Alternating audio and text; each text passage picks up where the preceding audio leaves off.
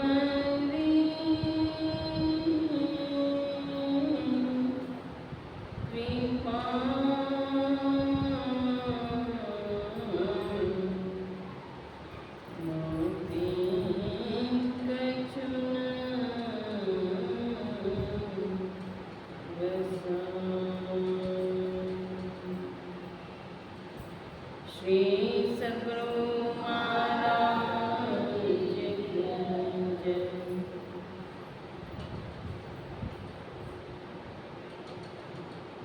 20वीं शताब्दी के महान संत विश्ववंदनीय सतत स्मरणीय त्रैलोक पावन परमाराध्य श्री सद्गुरु महाराज के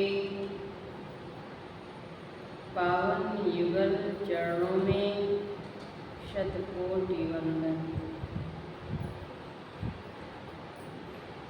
परमाराध्य के मस्तक स्वरूप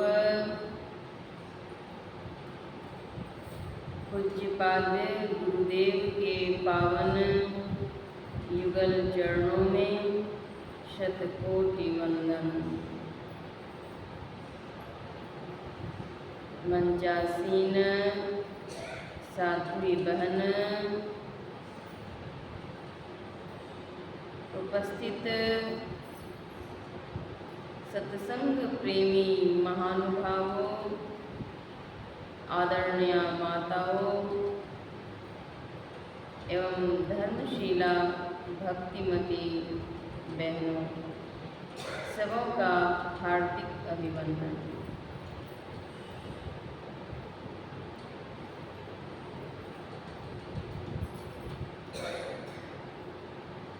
संत सद्गुरु की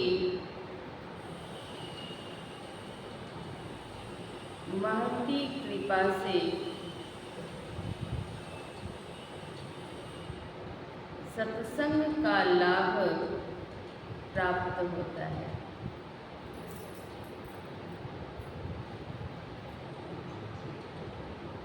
सत्संग से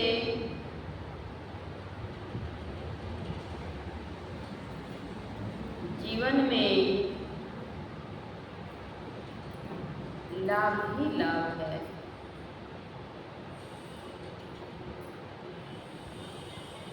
मनुष्य जन्म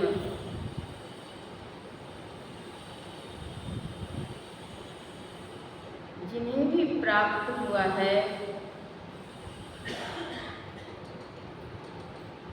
केवल और केवल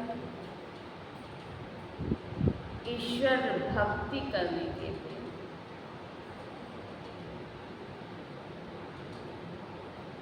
ईश्वर भक्ति करके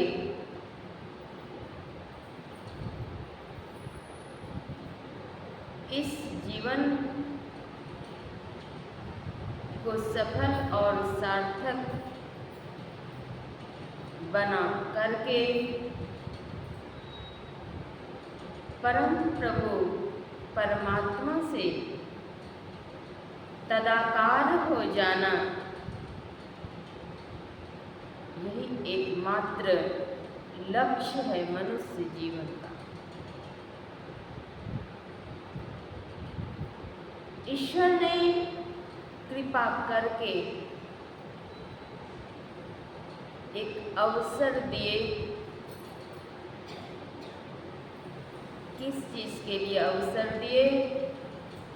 तो दुखों की निवृत्ति के लिए।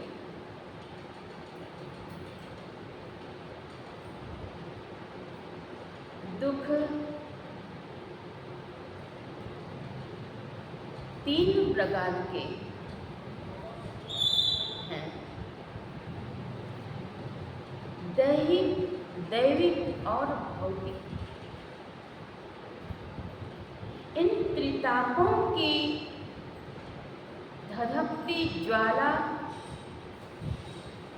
में ज्वलित होते रहते हैं। कहीं कोई मार्ग सूझता नहीं। जहाँ आग हो और वहाँ उष्णता महसूस नहीं हो, यह कब संभव? आग है तो उष्णता महसूस करेंगे। जहाँ बर्फ के गोले हैं, वहाँ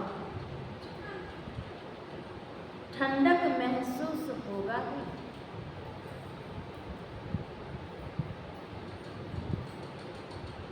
संतों ने संसार को दुखाने कहा।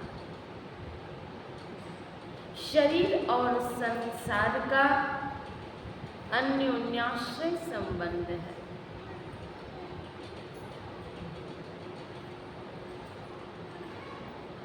चौरासी लाख प्रकार की योनियों में भ्रमण करते करते करते असह्य पीड़ा से ग्रसित हो रहे थे। परम प्रभु परमात्मा करुणा करके अवसर दिए कि मनुष्य जन्म में भक्ति होगी। मनुष्य जन्म में ही भक्ति हो सकती है। मानव विवेकशील प्राणी है, सतत उन्नतिशील प्राणी है। मनुष्य जन्म में ही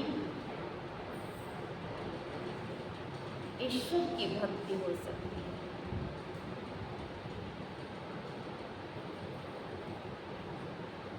बड़े भाग मानुष तन पावा। संत शिरोमणि गोस्वामी तुलसीदास जी महाराज ने रामचरितमानस के अंतर्गत स्पष्ट अंकित किए हैं। यह मनुष्य का जीवन बड़े भाग्य से मिला है।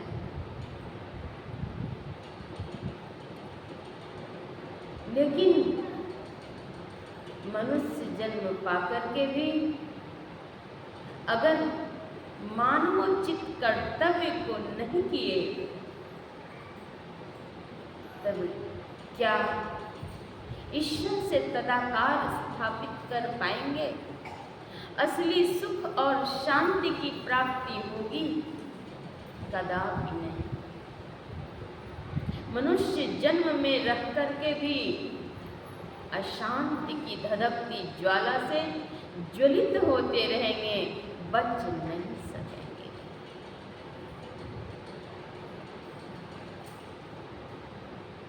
मनुष्य जन्म में अगर मनुष्यता को धारण नहीं किए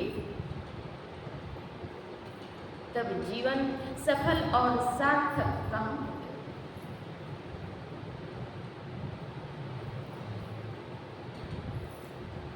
दया, क्षमा, करुणा, अहिंसा, सत्य, इन मानवीय गुणों को जिन्होंने धारण नहीं किया,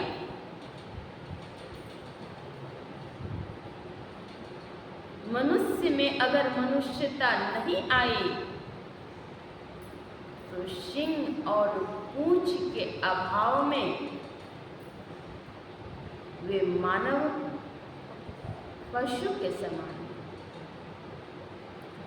आहार निद्रा भय मैथुनं च सामान्य तत् पशुभिर्नराणाम् ज्ञानं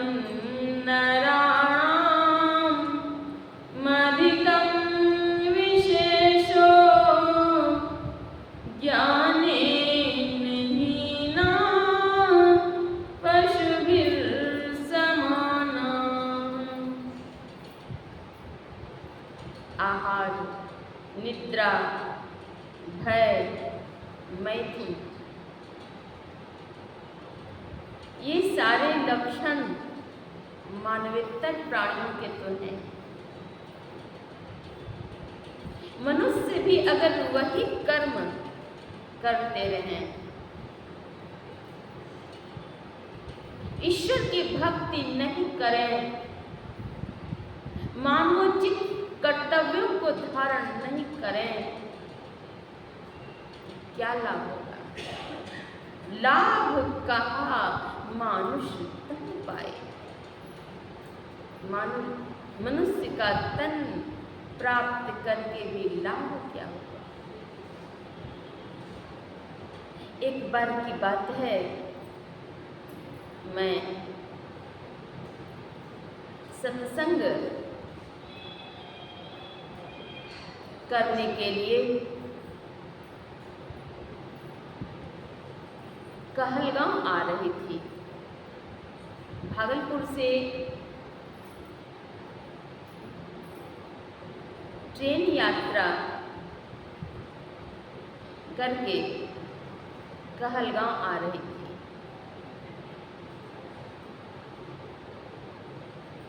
जैसे ही सीट पर बैठी वैसे ही ऊपर से आवाज आ रही थी। ऊपर में जो सामान रखने के स्थान होते हैं वहीं से आवाज आ रही थी।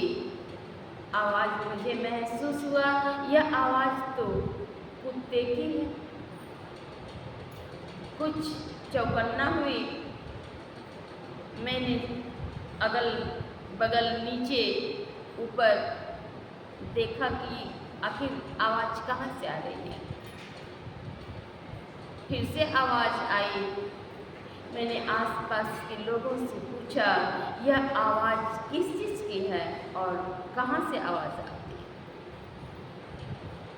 मैंने यह भी सोचा कि शायद कोई व्यक्ति भी कुत्ते, बिल्ली आदि प्राणियों की भी आवाज निकाल लेते हैं। जब मैं नवोदय विद्यालय में अध्यापन सेवा में थी तो वहाँ के विद्यार्थी प्रिंसिपल तक की आवाज को निकाल लेते थे। कुत्ते की भी आवाज को निकालते थे, कबूतर की भी आवाज को निकालते थे। मैंने लोगों से पूछा, यात्रियों ने कहा आप जहाँ बैठी हैं वहीं ऊपर में कुत्ते हैं, उसी की आवाज़ आ रही है। मैं चौकन्ना हुई, हटना चाहिए। कहा नहीं नहीं, वो तो पैकेट में बंद है, केवल उसके मुख बाहर रखे हैं, कुछ नहीं करेगा। फिर आवाज़ आई। मैंने फिर से जिज्ञासा की ये किनके हैं कुत्ते। वही सामने बैठे यात्री ने कहा मेरे। कहाँ लेकर के इसे जा रहे हैं? साहेबगंज लेकर के जा रहा हूँ। कहाँ से लेकर के आ रहे हैं? मैंने पूछा। उन्होंने कहा जम्मू कश्मीर से। मैंने कहा कितने में खरीदे हैं? खरीद करके ला रहे हैं? तो हाँ, अच्छा कुत्ता है। कितने में खरीदे? 50,000 में। मैंने कहा वाह, किस लिए खरीदे? शौक था। कहाँ लेकर के जा रहे हैं? घर लेकर के जा रहा हूँ। मैं बहुत बड़ा ऑफिसर हूँ, अब तो रिटायर्ड हुआ, तो रिटायर्ड होने पर मैंने सोचा कि एक कुत्ते लेकर के जा रहा हूँ यहाँ से। देखिए मनुष्य कहाँ जा रहा है। घर में बुजुर्ग माता पिता, समाज में बुजुर्ग माता, बाबू भाई, गरीब व्यक्ति, पढ़े। कोई ऐसे भी व्यक्ति समाज में हैं जो असहाय हैं। कोई ऐसे भी बच्चे हैं जिनके पास के स्लेट पेंसिल तक नहीं है। कोई ऐसे बच्चे हैं ठिठुरती जाड़े में एक स्वेटर से लाचार।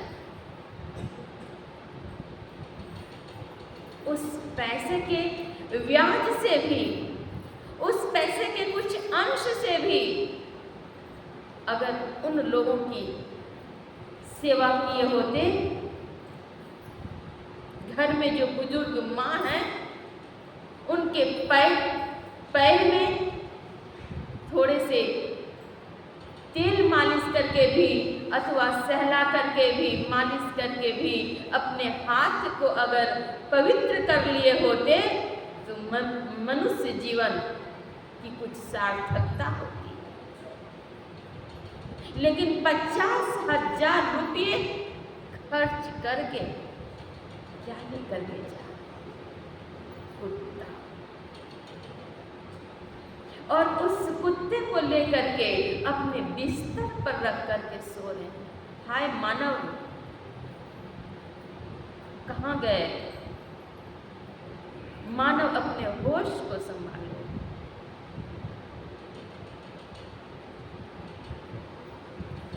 जो मात पिता हैं पूज्य अरे, उनको ही क्यों ठुकराते हो? जिनने तुमको पाला पोषा, उनको ही अकड़ दिखाते हो। जो माता पिता पूज्य हैं, श्रेष्ठ हैं, प्रणम्य हैं, उनको ही बच्चे अकड़ दिखाते हैं। जिनने कि तुमको कितने सरसों तेल तुम्हारे शरीर में मालिश कर दिए, कितने मलमूत्र को धोया, तुम्हारे अंग को मालिश कर करके विकास कराया। एक माई आई थी हमारे आश्रम में, महर्षि में ही ज्ञान योग ब्रह्मचारिणी आश्रम में। उन्होंने अपने पीठ को उघाड़ करके, कपड़े हटा करके दिखलाया। डंडे से मार मार करके काला कर दिया था। कौन? जिनको कि तेल मालिश कर करके बड़ा किया, नवमास अपने उदर में ढोया। उन पुत्र ने ऐसी दुर्दशा कर देख करके तरस आई। क्या यही मानवता है? यही मैंने कुछ दर्द की दवाइयाँ लगा दी। मैंने कहा आप बहस नहीं करिएगा, विवाद में नहीं फंसिएगा, जो भी समझाना था मैंने समझा दिया। तो देखिए, कहने का तात्पर्य है ऐसा क्यों हुआ, इस पर भी विचार करना चाहिए। माता पिता को चाहिए अपने बाल बच्चों में आध्यात्मिक संस्कार डालें। केवल क से कबूतर, ख से खरहा, ग से गधा पढ़ा पढ़ा करके गधा बना दिए। स से संस्कार नहीं दिए, य से ज्ञानी नहीं बनाए, य से ज्ञानी के पास पहुंचाए नहीं, ज्ञानी के चरणों में शीश नवाए नहीं, अकड़ दिखा। आजकल बच्चों को अगर अभिवादन करने कहिए, मम्मी मेरा इम्प्रेशन पर वाट लगा दिया। क्यों आए ऐसे संस्कार? विचार करिए। माता पिता की बहुत बड़ी जिम्मेदारी है। केवल पढ़ा लिखा करके ऑफिसर बना देने की जिम्मेदारी नहीं है। हाँ, ऑफिसर बने, मैं इसके विरोध में नहीं हूँ। व्यक्ति ऑफिसर बन जाए लेकिन चरित्रवान बने। मैं केंद्रीय विद्यालय अररिया में अध्यापन सेवा में थी। मैंने एक छात्रा से पूछा, बड़ी सुशीला थी, शांत चित्त से मेरे पाठ को भी श्रवण करती थी और नित्य दिन होमवर्क भी दिखलाती थी। मैंने उससे पूछा, बाबू पढ़ लिख करके क्या बनना चाहती हो?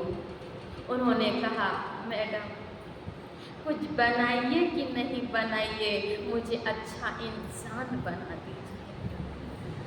देखिए उन बच्चे के हृदय में कितनी अच्छी भावना थी। मैंने कहा जब तुम्हारे अंदर इतनी ऊंची सद्भावना है तो अवश्य बनो।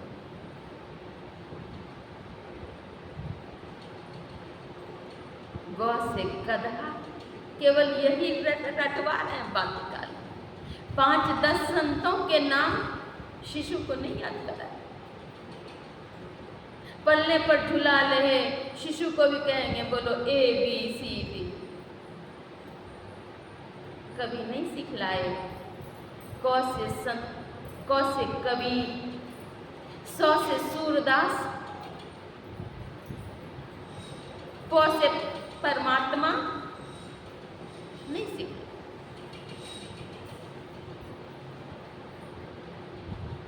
अगर परिवार में शांति चाहते हैं, अपने जीवन में भी शांति चाहते हैं, समाज में शांति चाहते हैं, तो अपने बच्चों को शैशव काल से ही आध्यात्मिकता से जोड़िए, सही संस्कार से जोड़िए। ऐसा नहीं कि स्वयं जा रहे हैं सत्संग में, बच्चे क्रिकेट खेलिए, मोबाइल पकड़ करके खेलते रहिए। मोबाइल में तो क्या खेल रहे हैं, क्या कर रहे हैं? मोबाइल में अच्छी से अच्छी बातें भी हैं, बुरी से बुरी बातें भी हैं। ग्रहण कैसा कर रहे हैं, कैसा करवा रहे हैं? मनुष्य जन्म की सार्थकता भोगों की बहुलता में नहीं, भगवत भजन की मादकता में है। गुरुदेव महर्षि संत ब्रह्मण जी महाराज की यह वाणी। वास्तविक धन भगवत भजन। धन अर्जित करने के लिए कौन सा धन? भौतिक धन। भौतिक धन अर्जित करने के लिए दिन रात लग गए, एड़ी चोटी एक कर डाली, और वह धन जिसकी की मात्र 3 गतियां हैं। सर्वोत्तम गति है दान, मध्यम है भोग। दान और भोग नहीं किए तो तृतीय गति नाश का होना स्वाभाविक है। लक्ष्मी तो चंचला है, आज यहाँ तो कल कहाँ। उन लक्ष्मी का भी, उस धन का भी अगर सदुपयोग नहीं किए, दुरुपयोग किए तो वह भी बेकार चला गया। मनुष्य जीवन रूपी धन की जो प्राप्ति हुई है, समय रूपी अनमोल धन जो हमारे पास है, इस धन को हम कैसे कैसे खर्च करते हैं। अपने बच्चे के पास जो धन है, कहेंगे अभी वो कमाया नहीं है, छोटे बच्चे धन कहाँ? अरे वह भी कमा रहे हैं। मनुष्य शरीर रूपी धन जो प्राप्त हुआ है, इस शरीर रूपी धन को कहाँ लगा, किस ओर लगा रहे हैं? क्या विचारा? क्या सप्ताह में 1 दिन 2 दिन भी कभी भी बच्चों को बिठा करके स्तुति विनती भजन कीर्तन सिखलाया? माना कि बहुत होमवर्क है, माना कि बहुत कार्य हैं, लेकिन इस कार्य को छोड़कर के कार्य हैं। इस कार्य से जीवन का उद्धार होना है, लेकिन वह उद्धार के कार्य को दरकिनार कर दिए राम कृष्ण गौतम गांधी अब भी आने को तत्पर हैं। यदि दे सके संस्कार तो वे बाल रूप में घर घर हैं। राम कृष्ण गौतम गांधी वे अब भी आने को तत्पर हैं। कब दे सके संस्कार, अगर उन्हें संस्कार देंगे तो वे बाल रूप में घर घर हैं। बड़े भाग मानुष तन पावा की सार्थकता तब होगी जब बड़े भाग पाइए सत्संगा। एक प्रोफेसर साहब थे, सद्गुरु महर्षि मिहिर परमहंस जी महाराज की जयंती मनाने के लिए वे अपनी धर्म पत्नी और अपनी 2 पुत्रियों के संग में महर्षि मिहिर आश्रम कुप्पा घाट जाते हैं।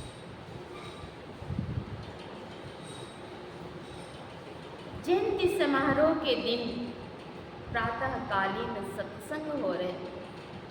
माता पिता सत्संग में बैठे थे, सत्संग सुन रहे थे। दोनों बच्चियां खेलती हुई चली जाती है गंगा तट पर। एक बच्ची खेलती खेलती गंगा जी के तट पर से पानी में फंस जाती है, गंगा जी में चली जाती है। दूसरी बच्ची दौड़ती हुई आती है और अपनी माँ से कहती है, अपने पिता से कहती है, पिताजी बहन का नाम लेकर के फला जो है गंगा जी में डूब गई। कहा कि डूब गई? हाँ, खेल रही थी, डूब गई। सत्संग प्रवचन चल रहा था, महर्षि संतसेवी जी महाराज के प्रवचन चल रहे थे।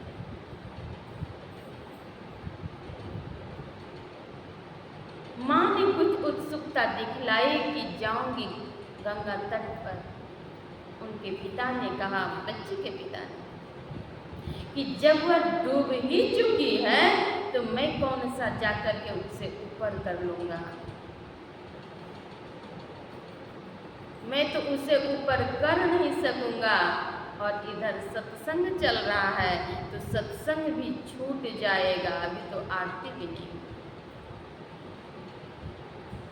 इसलिए नहीं जाऊंगा। पिता के धैर्य को देख करके बच्ची की माँ ने भी धैर्य पूर्वक सत्संग में बैठी रही। महर्षि संतसेवी परमहंस जी महाराज के प्रवचन हुए, फिर आरती भी हुई। आरती के पश्चात बच्चे के माता पिता गंगा तट पर जाते हैं। वहाँ लोगों ने कहा कि क्या आपकी बच्ची डूब गई है? कहा, कहा देखिए आपकी बच्ची यहाँ। बच्ची को किनारे में लेटाया गया था, बच्ची बेहोश थी। बच्ची को उठाया, बच्ची के पिता ने अपनी गोद में और लेकर के सीधे जाते हैं गुरु निवास में। गुरु महाराज के पास जाकर के उनके चरणों में शीश झुकाते हैं। सद्गुरु महर्षि मही परमहंस जी महाराज शरीर उस काल में नहीं थे। 88 ईस्वी की बात।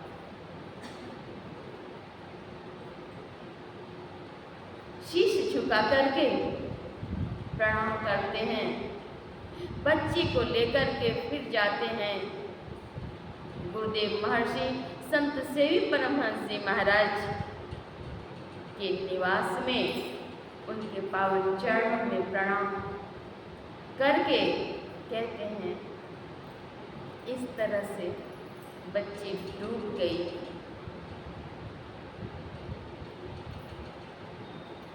गुरुदेव महर्षि संत सेवी परमहंस जी महाराज त्रिकालदर्शी थे, अंतर्यामी थे, तीनों कालों की बातों को वे जानते थे। कहते हैं बच्ची को कुछ नहीं हुआ, आशीर्वाद स्वरूप कह देते हैं बच्ची को कुछ नहीं हुआ है, ये बेहोश हो गई है, थोड़ी देर इसे लिटा दीजिए, ये होश में आ जाएगी। और एक बार डॉक्टर को भी दिखा दीजिए। बच्ची के पिता के धैर्य को जान करके उनके हृदय में करुणा जग गई और वे आशीर्वाद दिए। बच्ची को लेकर के जाते हैं डॉक्टर के पास। आश्रम में ही डॉक्टर थे। डॉक्टर ने देखा, निरीक्षण परीक्षण किया तो कहा कि बच्ची को कुछ नहीं हुआ है, थोड़ी देर लिटा दीजिए, इसे होश आ जाए। थोड़ी देर के पश्चात बच्ची होश में आती है। बच्ची के पिता ने पूछा, बेटी कैसे कैसे तुम गंगा जी में डूब गई? बच्ची कहती है कि मैं खेल रही थी और खेलते खेलते खेलते मेरे पांव फिसल गए, मैं गिर गई। तो जब गिरी तुम तो तुमने याद नहीं किया मुझे, पुकारा नहीं। सत्संगी परिवार में जो बच्ची पालित पोषित हुई तो सत्संग के संस्कार भी उसे मिले। सत्संग की बातों को बच्चे भी जब श्रवण करते हैं तो उससे कुछ न कुछ उसके मस्तिष्क में अवश्य ही बात पहुंचती है और बच्चे उसे याद रखते हैं। बच्ची ने कहा, पिताजी आप तो बहुत दूर में थे, सत्संग हॉल में थे और मैंने सत्संग में सुना है कि गुरु महाराज तो सब जगह रहते। आपको अगर मैं पुकारती तो मेरी आवाज़ तो यहाँ से सत्संग हॉल तक जाती नहीं, और अगर आप निकट भी होते, आपको मैं पुकार भी लेती तो आप पानी में डूब करके मुझे कैसे निकाल लेते। मैंने सोचा कि सत्संग में सुना है गुरु महाराज तो सब जगह और वे सबकी सुनते हैं। तो मैंने कहा, हे गुरु महाराज, अब मैं डूब रही हूँ, मेरी रक्षा करिए। जैसे ही मैंने इस बात को कही वैसे ही मुझे लगा कि दोनों हाथ से मुझे कोई उठा करके ऐसे फेंक दिए सूखे जूठे में, और उसके बाद मुझे याद नहीं।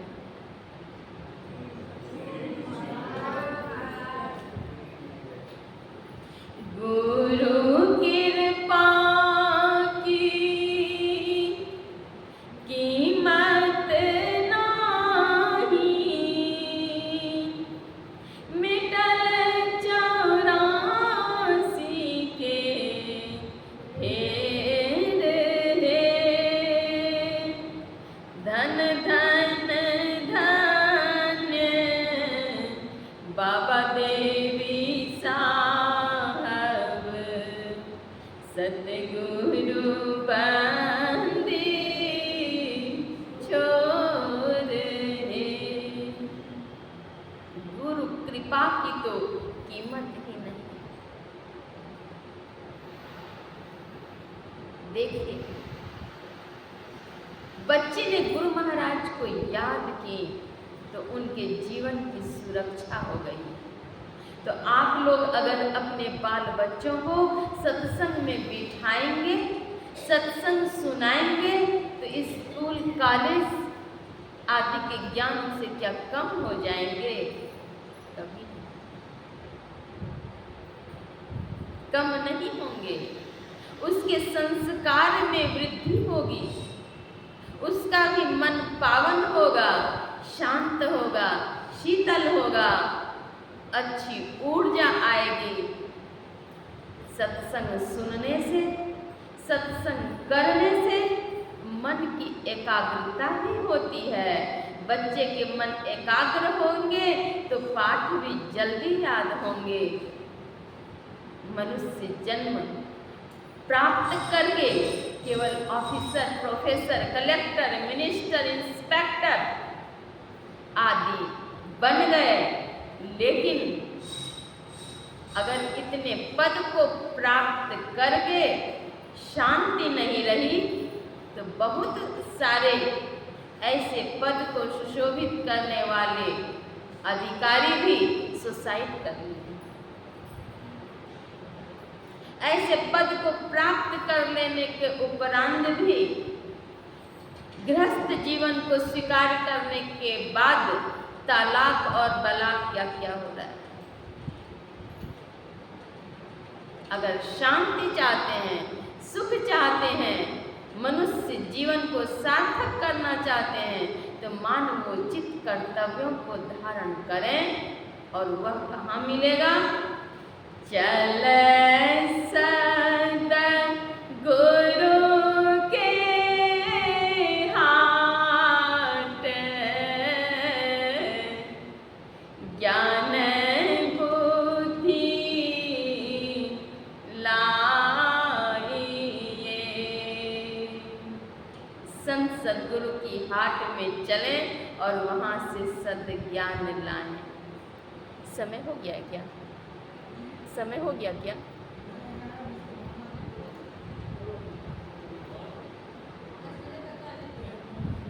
तो ज्ञान और बुद्धि कहाँ से लाएंगे?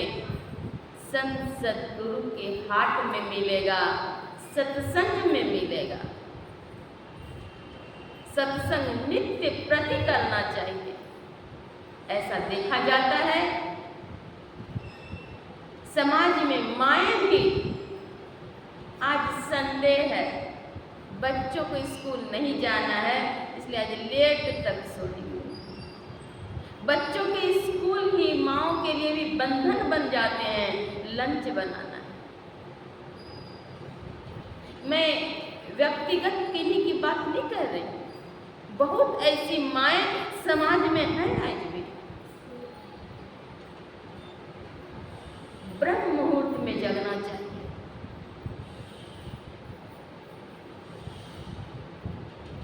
और आत्मा की खुराक देने के लिए, आत्मा का खुराक क्या है? तो वह है ध्यान। तन का भोजन अन्न, जल, फल, फूल, मेवा, मिष्टान्न, दुग्ध, घृत इत्यादि। इससे आपके तन पुष्ट हो सकते हैं, मन नहीं। हाँ, यह बात अवश्य है, जैसा खाए अन्न वैसा होवे मन। वही अन्न अगर आप प्रसाद स्वरूप ग्रहण करते हैं, वह अन्न अगर प्रसाद है तो आपके मन मस्तिष्क को वह अन्न खुराक देगी। और अगर पवित्र अन्न नहीं है तो वह आपके मन मस्तिष्क को उजागर भी नहीं कर सकेगी। तन का भोजन अन्न, जल, फल, फूल, मेवा, मिष्टान, दुग्ध, घृत इत्यादि हैं। मन के भोजन हैं सत्संग, साधु संतों के संग। धन है मड़ैया के भाग की, गुरु मोरा अभी गेला। हे गुरु मोरा अभी गेला, कि प्रभु मोरा अभी गेला। धन है मड़ैया के भाग की, गुरु मोरा अभी गेला। चरण पखारी चरणों तक लिहबै, चरण पखारी चरणों तक लिहबै। लाए लाए छिटबै भवन माकी, गुरु मोरा अभी गेला। हे गुरु मोरा अभी गेला, कि भाग मोरा जागी गेला।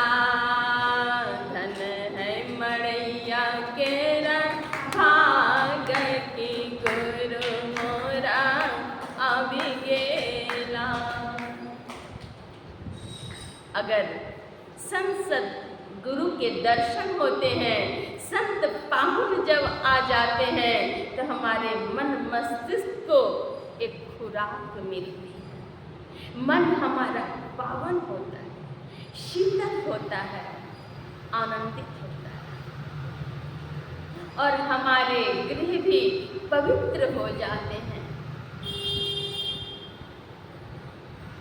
उन संत के पावन दर्शन से कोटि तीर्थ के पुण्य का फल भी हमें प्राप्त हो जाता है।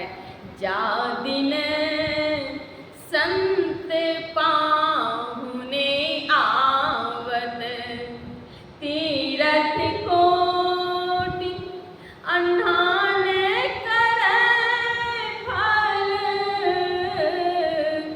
दर्शन ही ते पावत जा दिन, संत पाहुने आवत।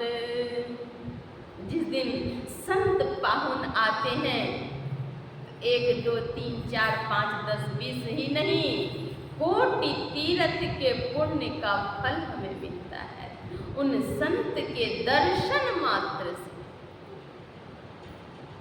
हमारे मन मस्तिष्क को खुराक मिलती है। यह है मन का भोजन। संतों के संग में, संतवाणी के संग में अगर अपने को रखेंगे तो वह है सत्संग।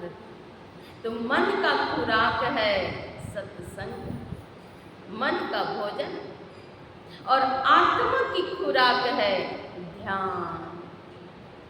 ध्यान बिनु नहीं शांति आवे, लोगहु कित नहु धीरै। ध्यान के बिना शांति नहीं आएगी। अगर शांति चाहते हैं, सुख चाहते हैं, तो ध्यान करना पड़ेगा। ध्यान करने के लिए जाना पड़ेगा कहाँ?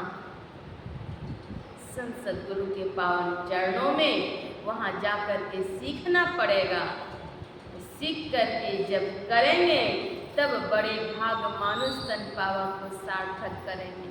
बड़े भाग मानुष तन पावा, सुर दुर्लभ सब ग्रंथे गावा। सुर देवताओं को भी दुर्लभ है मनुष्य की देह। साधन धाम मोक्ष कर द्वारा, पाई न जेहि परलोक संवारा। साधन का यह धाम है, अगर इसे पाकर के परलोक को नहीं संवारा, सो परत्र दुख पावई, सिर धुन धुन पछताई। काल ही कर्म ही ईश्वर ही, मिथ्या दोष लगाए। काल कर्म और ईश्वर को व्यर्थ में ही दोष लगाते रहे। आकर 4,84,00,000 योनि भ्रमत यह जीव अविनाशी। फिरत सदा माया कर प्रेरा, काल कर्म स्वभाव गुण घेरा। कबहुक करी करुणा नर देही, करुणा करने कृपा करके यह देह दी है। किस लिए? इसलिए कि भजन करके दुखों से निवृत्ति पाने के लिए। लेकिन हम कहाँ फंसे हैं? जब जन्म होता है और मृत्यु होती है, उस वक्त असह्य पीड़ा होती है। हजारों बिच्छू एक साथ डंक मार रहे हो, मानो ऐसी पीड़ा होती है। इस पीड़ा से बचने के लिए एक ही उपाय है, वह उपाय है भक्ति।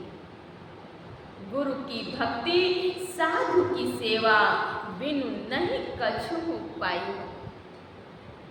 गुरु की भक्ति और साधु की सेवा अगर नहीं करेंगे, संतों की सेवा अगर नहीं करेंगे, तो कुछ भी प्राप्ति नहीं होगी। आज का यह सत्संग आप लोगों को ज्ञात है कि आदरणीय शिक्षिका रेणु दीदी इनके पुत्र के जन्मदिन के उपलक्ष्य में इन्होंने आयोजित कराया है। पुत्र के जन्मोत्सव पर, जन्मदिन पर इन्होंने एक सात्विक आभा, सात्विक ऊर्जा अपने पुत्र के प्रति संप्रेषित कर। सत्संग की ऊर्जा वह सात्विक होती है। सत्संग भगवान को भी प्यारा है। देहि सत्संग पुत्र कोसों दूर में हैं और वे नौकरी में हैं, वहां से अवकाश नहीं मिल पाया जो वे इस सत्संग में अभी यहाँ पर उपस्थित होते। तो यहाँ से ही माने सत्संग आयोजित करा करके, सत्संग यज्ञ सफल करके सात्विक ऊर्जा संप्रेषित कर रही हैं। इससे बढ़ करके ऊर्जा और क्या हो सकती है?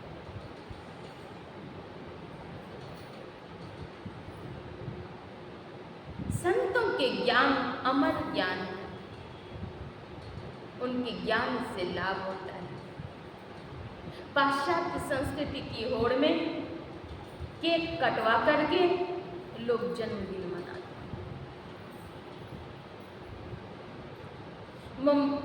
मोमबत्ती को जलाते भी हैं और फूंक मार करके उसे बुझा भी देते हैं उसी क्षण। क्या ऐसा जन्मदिन मनाना सार्थक है? दीपावली के पावन दिनों में दीप प्रज्वलित किए जाते हैं, फूंक मार करके बुझाए नहीं जाते। जीवन में दीप प्रज्वलित इसीलिए किए जाते हैं कि दीप के समान दीप जैसे कि प्रज्वलित होते हैं, प्रकाश फैलाते हैं, तो तुम भी समाज में प्रकाश फैलाते रहो। तुम्हारे अंतःकरण भी ज्ञान प्रकाश फैले, ऊर्जा मिले, इसके लिए प्रकाश करते हैं, दीपक जलाते हैं। सब प्रेम मिठाई